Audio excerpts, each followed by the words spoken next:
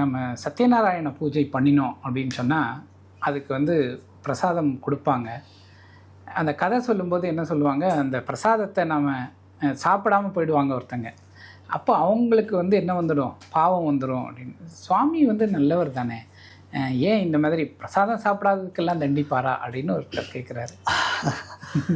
இது இன்னொரு கதை சொல்லிட்டா? சொல்லுங்க. ஒரு கதை ஒன்று சொல்லுவா, இதெல்லாம் கதை தான். வேதாந்த தேசிகனுக்கு ஏகாதசி அன்னைக்கு ஒருத்தர் பொங்கல் கொடுத்தாராம். சரி.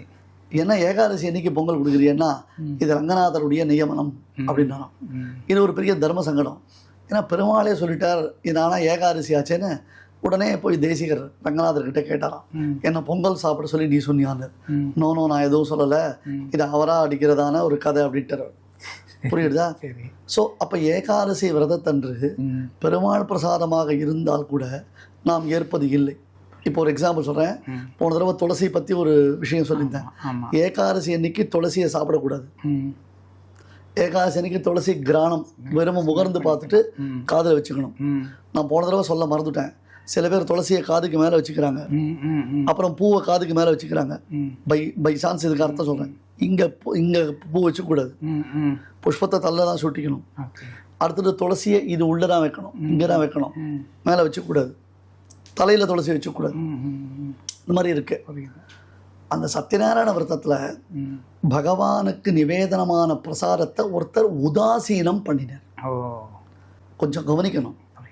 உதாசீனம் பண்ணுறதுக்கும் அதை விரதத்திற்கு பங்கம் இல்லாமல் தவிர்க்கிறதுக்கும் வித்தியாசம் இருக்கு.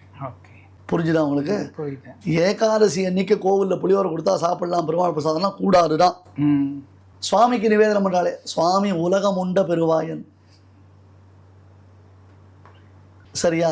அப்போ நாம் என்ன பண்ணுறது, அதை நாசுக்கா எப்படி விளக்கணுமோ அப்படி விளக்கணும். இப்போ வேதாந்த தேசிகர் மாதிரி நாம் சுவாமி கிட்ட போய் நான் சாப்பிடலாமான்னு கேட்டால் அவர் போல் சொல்லுவாரா? நம்ம கிட்ட நாம கேட்டால் நமக்கு ஒருத்தரே போல் சொல்லிக்க மாட்டோம். அந்த மாதிரி பார்க்க வேண்டாம் நம்ம. ஸோ சத்யநாராயண பூஜையில் அந்த கதை சொல்றதுனுடைய தாத்பரியம் என்னன்னு கேட்டால், பகவத் பிரசாதத்தை உதாசீனம் பண்ணக்கூடாது. இதான் மெயின்.